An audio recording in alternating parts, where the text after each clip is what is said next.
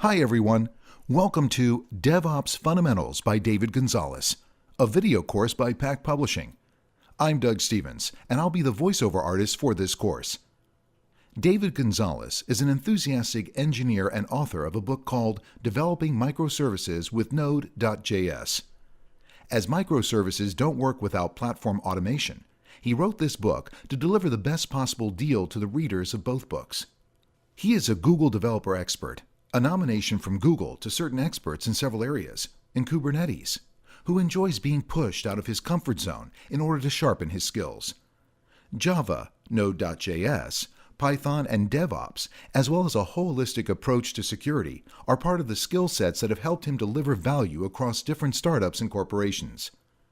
Nowadays, he is a consultant at Nearform, enabling companies to deliver the best possible solution to their IT problems or proposals, as well as an avid speaker at conferences such as RebelCon and Google I/O Extended, among others.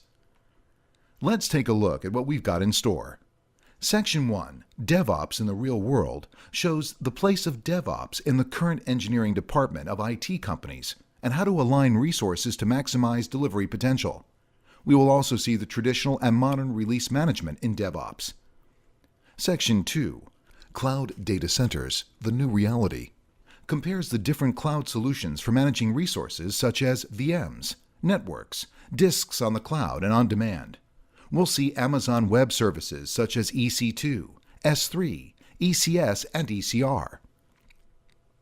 Section 3, Docker, teaches about Docker and some of its internals in order to better understand how containerization technologies work. We will first see the Docker architecture, build the Docker image, and work on Docker volumes. We will have a quick view on Docker networking and Docker Compose. Section 4, Continuous Integration, talks about continuous integration technologies that can be used to execute tests across your applications, as well as many other actions. We will see traditional and modern CI servers. Section 5, Infrastructure as Code, shows how to describe our infrastructure in a way that can be managed as code and apply the SDLC best practices to it in order to ensure its integrity. Section 6, Server Provisioning, using Ansible, shows how to use Ansible to manage the configuration of remote servers in order to facilitate the maintenance of a large number of servers that, even though we're going to focus on Kubernetes, are good to know.